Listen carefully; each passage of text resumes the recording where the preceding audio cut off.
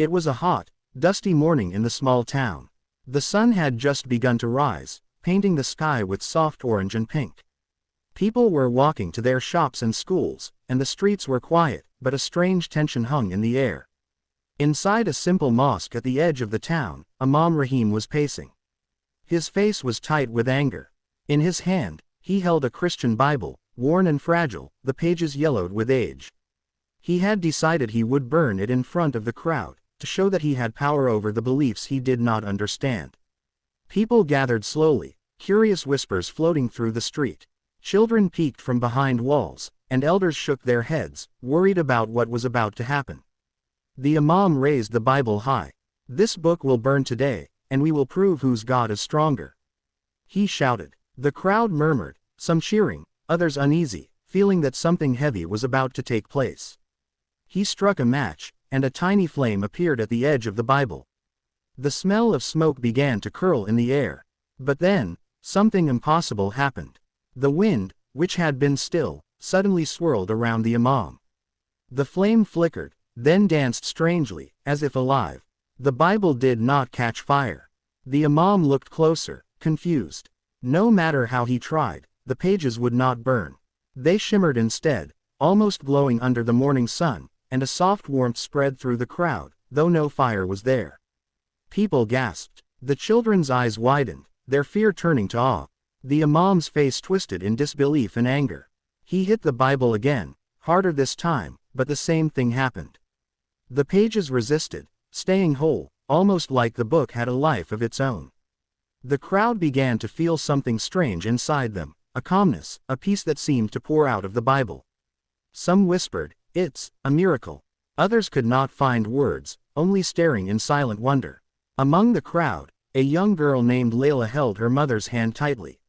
She had been scared when she heard about the burning, but now tears ran down her face. She felt a warmth in her chest, a gentle love that made her want to smile and forgive. Even the Imam felt it. He dropped the Bible, stepping back, shaking. His anger, pride, and hatred began to crumble inside him, replaced by confusion and something he had never felt before, fear mixed with awe, but also a strange pull to understand, not destroy. The townspeople felt the moment stretching, the air heavy yet alive. Birds circled above, and the sun seemed brighter. It was as if the world had paused, watching, waiting. And in that pause, everyone knew, even if they could not explain it, that something greater than them was present. Something kind, something that could not be destroyed by fire, something that touched hearts in ways no anger ever could. By the time the Imam finally left, shaking and pale, the crowd was silent. They carried the image of the Bible shining in the sunlight in their minds. And Layla whispered, holding her mother's hand tight, "He loves us, even when people try to hate." No one spoke for a long moment, because words felt too small. The air still carried a quiet hum, like hope itself was breathing. And in that silence, everyone felt it. A presence, unseen but real, stronger than fear, stronger than anger, stronger than fire. After that morning, the town seemed different, though no one could say exactly why. The sun rose and set as usual, but in every street, in every home, people whispered about what had happened.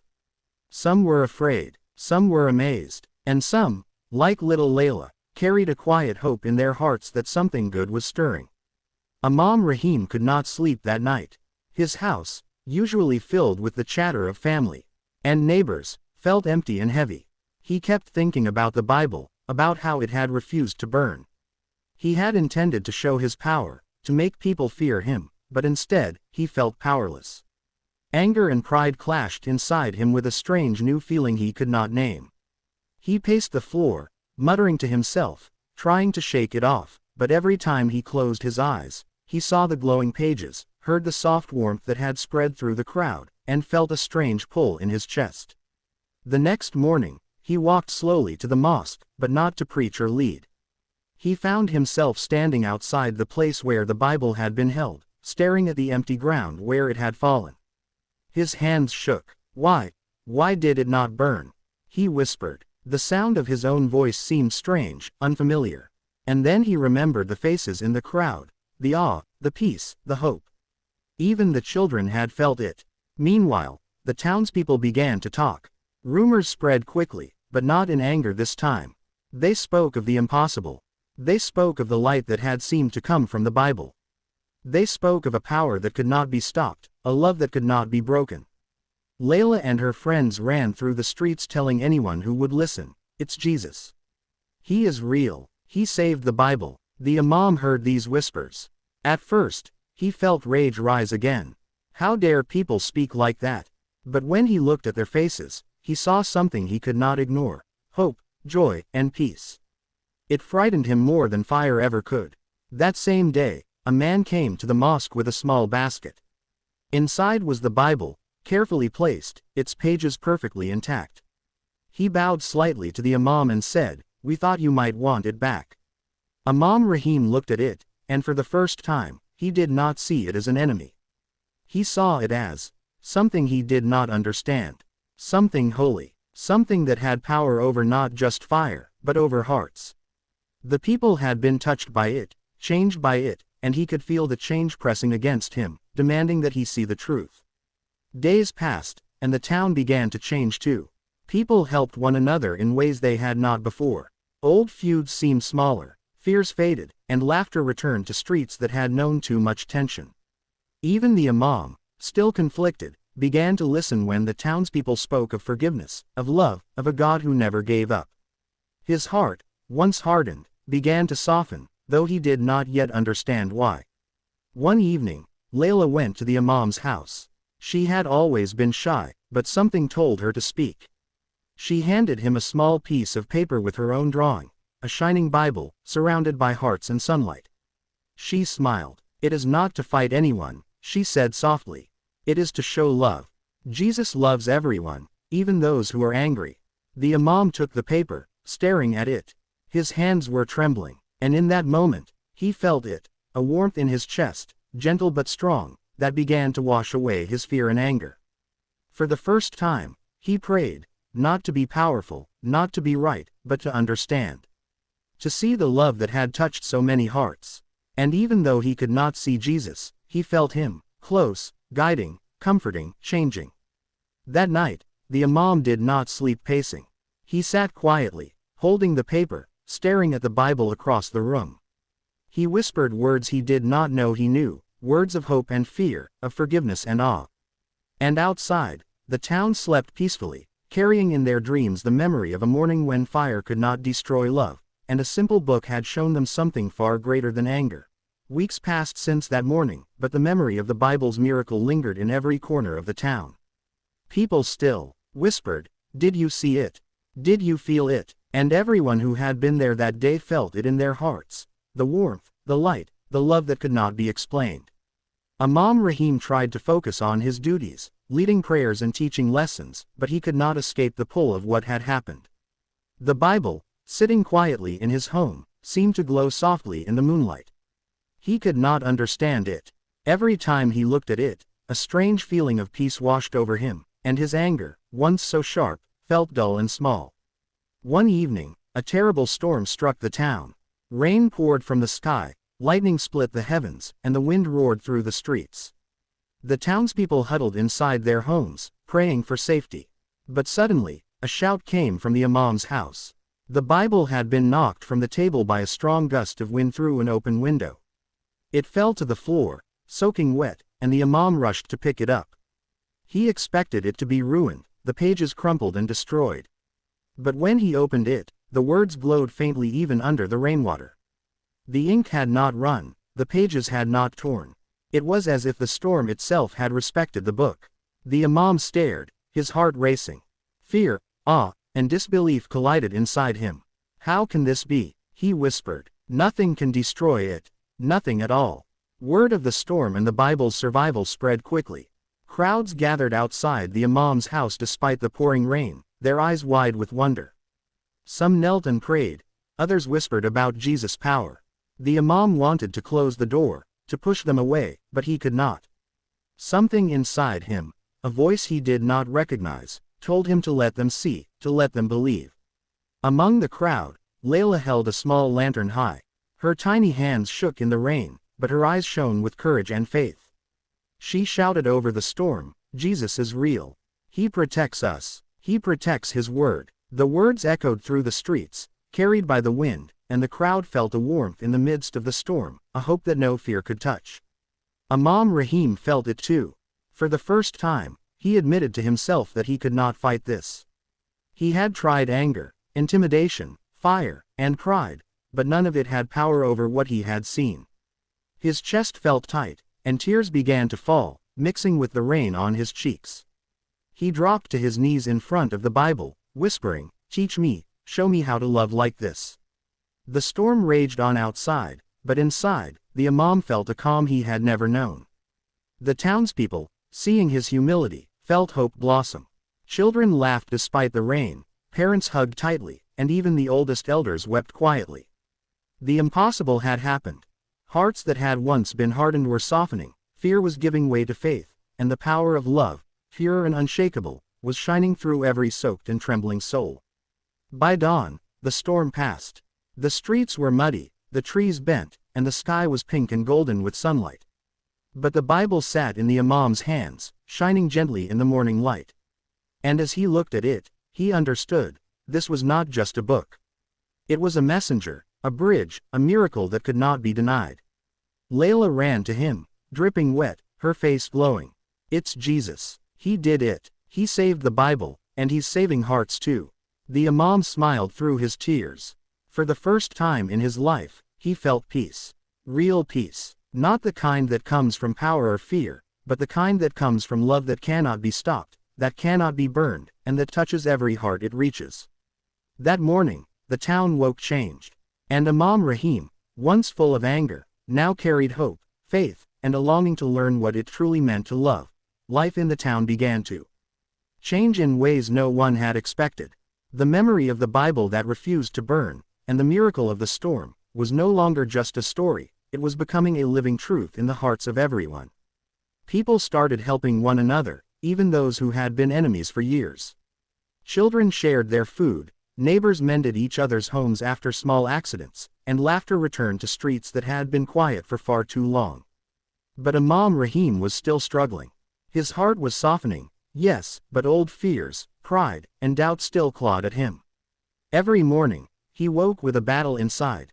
The old anger telling him he was right, that power comes from control, that fear keeps respect, and the new light, a gentle pull he could not ignore, reminding him of the warmth he felt that day, of the glow of the Bible, of the hope shining in the eyes of the townspeople.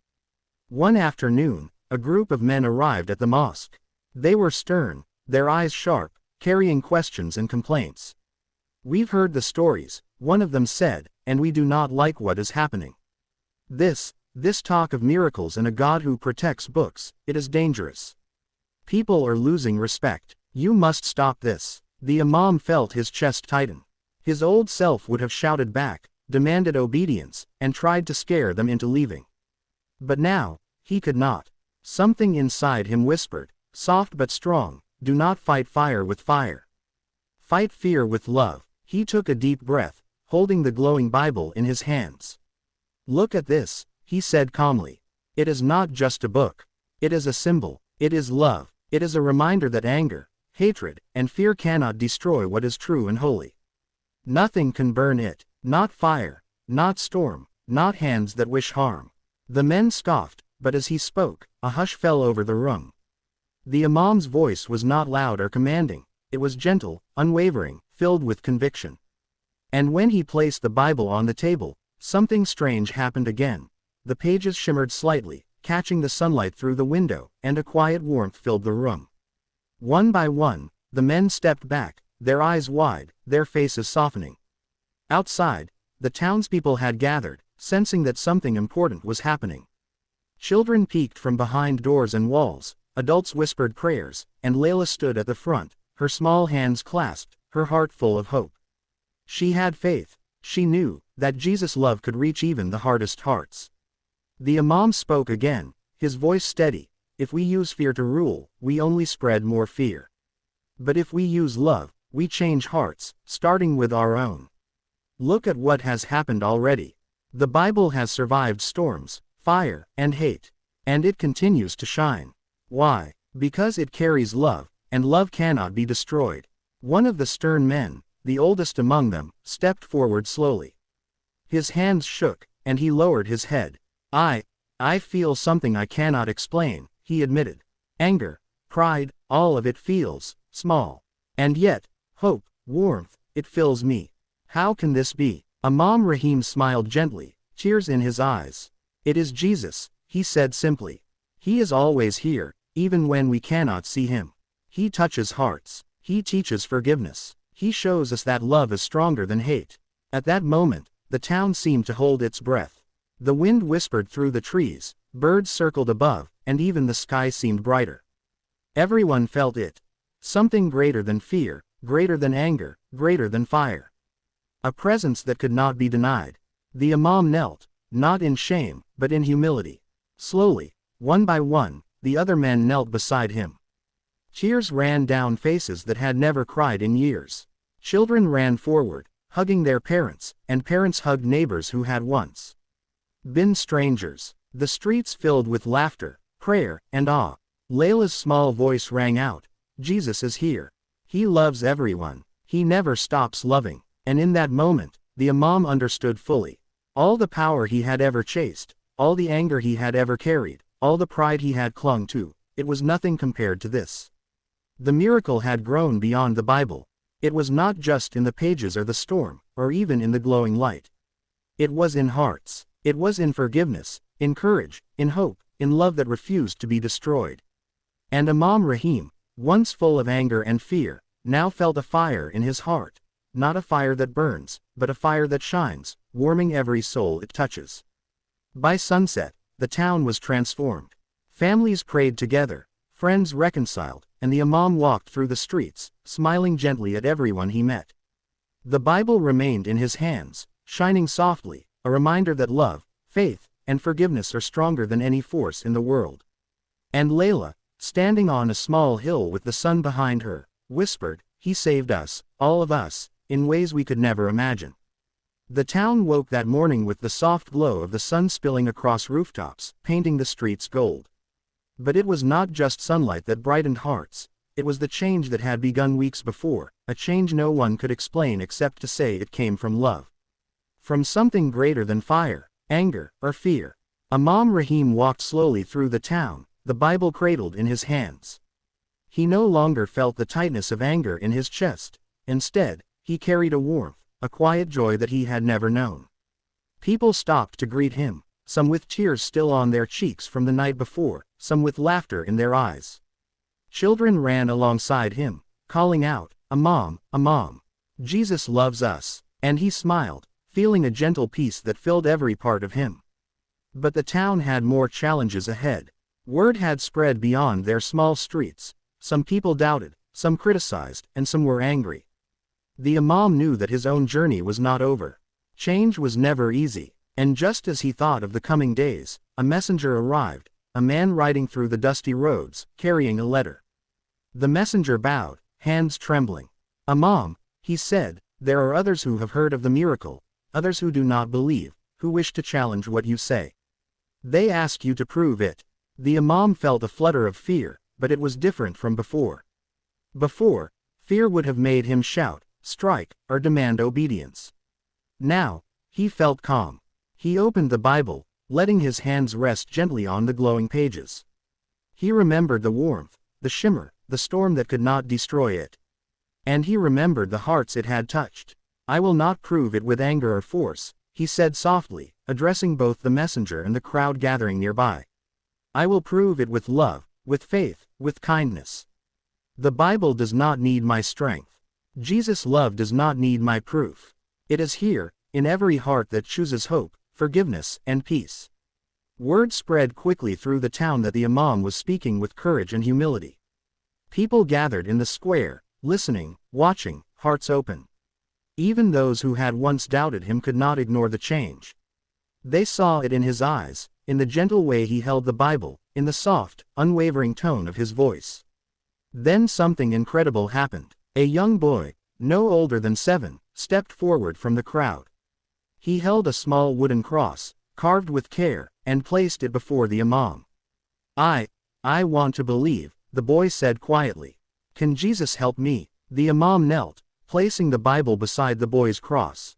"He is already helping you," he said. "He helps all who open their hearts." Tears ran down the boy's cheeks, and the crowd watched silently. A hush fell over everyone, as if the town itself were holding its breath. And then the miracle spread. Not through fire, not through words, but through hearts. People began to weep, pray, and embrace one another. Old grudges melted, anger faded, and forgiveness flowed like a gentle river through the town. Even those who had once been skeptical felt warmth filling their souls. Children laughed, parents cried tears of joy, and the streets rang with voices of hope. The Imam finally looked at the Bible. The pages glowed faintly, softly, like a heartbeat of light. He understood fully now. The power was never in him, never in the fire, never in fear. The power was in love that could not be destroyed, in faith that could not be shaken, and in Jesus' presence that touched hearts even when unseen. Layla ran to him, breathless and bright-eyed. "It's real. He saved us all," she cried. The Imam smiled and lifted the Bible. "Yes, it is real. And it will continue to shine, as long as hearts choose love over hate." By sunset, the town was transformed completely. Families gathered in peace, enemies reconciled, and even the harshest critics began to whisper prayers of awe. The Imam walked through the streets, not as a man of anger or pride, but as a servant of love. Every step he took carried hope, every word he spoke carried healing, and the people felt a miracle more powerful than fire, more enduring than storms, more unshakable than fear. As night fell, the sky was filled with stars, and the Bible rested gently in the Imam's hands, glowing softly, a symbol of something eternal. Layla lay in bed that night, smiling, whispering to herself, "Jesus loves everyone.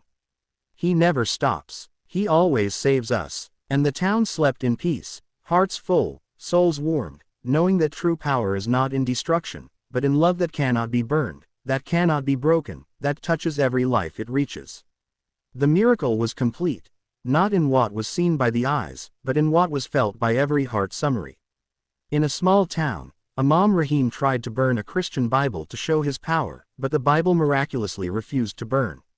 The event left the townspeople and the Imam in awe, sparking curiosity, hope, and reflection.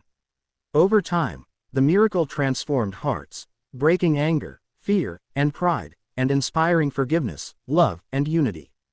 The Imam himself experienced a profound change, learning humility and the power of faith.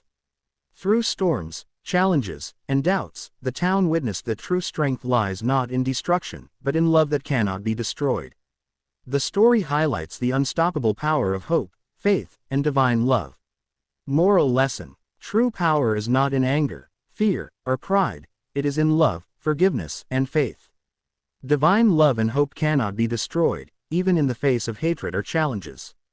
Miracles often touch hearts, not just objects, inspiring transformation in people and communities. Humility and faith open the way to healing, peace, and unity. The end.